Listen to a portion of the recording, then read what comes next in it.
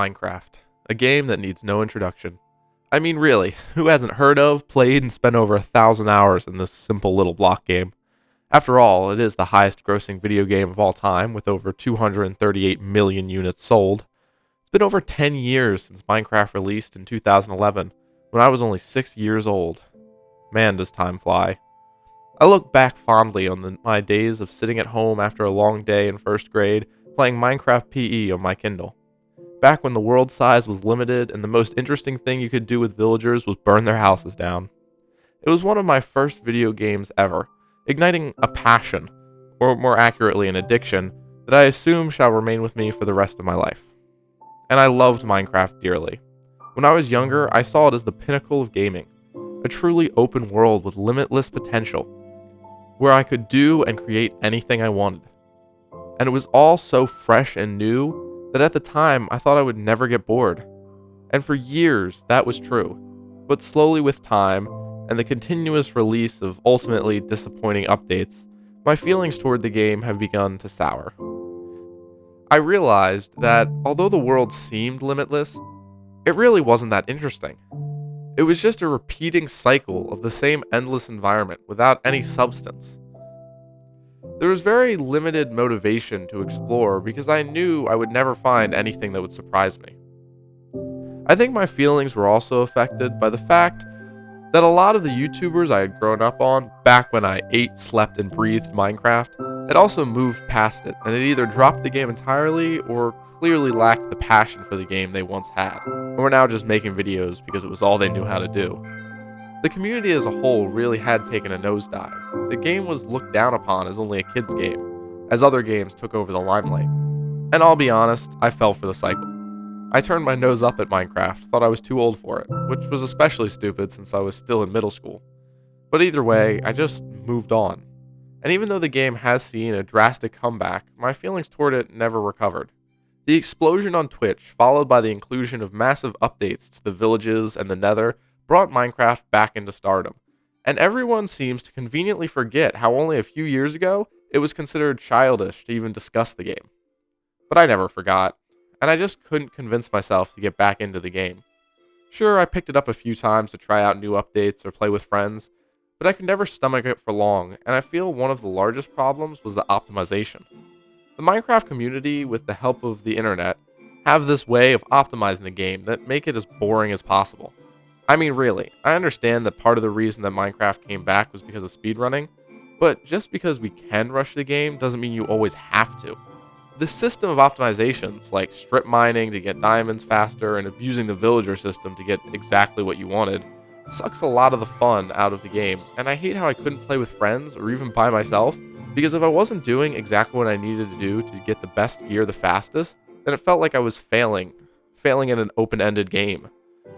It didn't help that there was no incentive to do any differently. I mean, sure, I could try exploring a cave, but what was the point when they all looked exactly the same and it was the most ineffective way of finding the best materials? So I never got into it. I had really hoped that the Nether update would be the one to finally reel me back in, but alas, that one wasn't much better. The whole point of the update was to turn the Nether into somewhere you could stay permanently and explore rather than just dip in for blaze rods and go. The problem is that it kind of sucks to hang out in the Nether. I mean, with the endless lava and giant flying creatures that can blow you up on a whim, it's not exactly the best place to be. The only real incentive to stay in the Nether is netherite, but even that just requires the same boring strip mining you do in the overworld. So that was also a disappointment. And I'll admit, I gave up hope. I just figured Minecraft was no longer for me, and I put the game down, permanently. Well, that was until the semi-recently release of Caves and Cliffs Part 2, which, in my eyes, is the perfect Minecraft update, and the change that finally reignited the love I once felt for this game so long ago. Released on November 30th, 2021, Minecraft version 1.18 is the second half of the long-anticipated Caves and Cliffs update. It's hard to quantify exactly how important this update is to the game as a whole. I mean, it's called Minecraft for crying out loud, and yet this is the first time in a long time there have been any substantial changes to either of those components.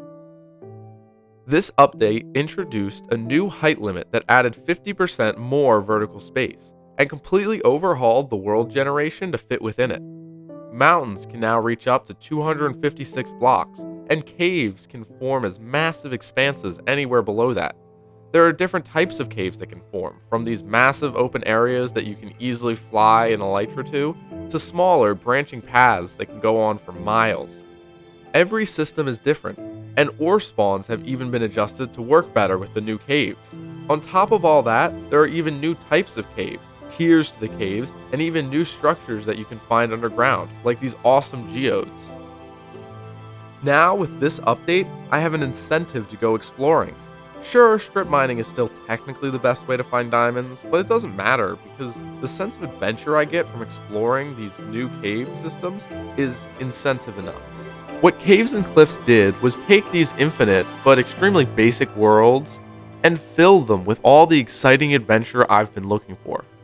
By adjusting what, on the surface, appears to be very simple changes to the world generation, although I assume they're actually quite complex, the team at Mojang was able to help me recapture that feeling I got when I first booted up a 256 by 256 block world for the first time. I felt like I could search anywhere and find anything, that every time I played it was a new adventure, and I would never know what I'd stumble upon next. Okay, done. I know this video was exceptionally short, but according to my analytics, nobody watches past the first 30 seconds anyway, so who cares? This is also an exceptionally late video, but I'm a procrastinator and life gets in the way. What you gonna do? If you have watched this far, then I would appreciate it if you tell me what you thought of the update. And of course, please subscribe. Anyway, that's all from me, and I'll catch you next time, brochochos.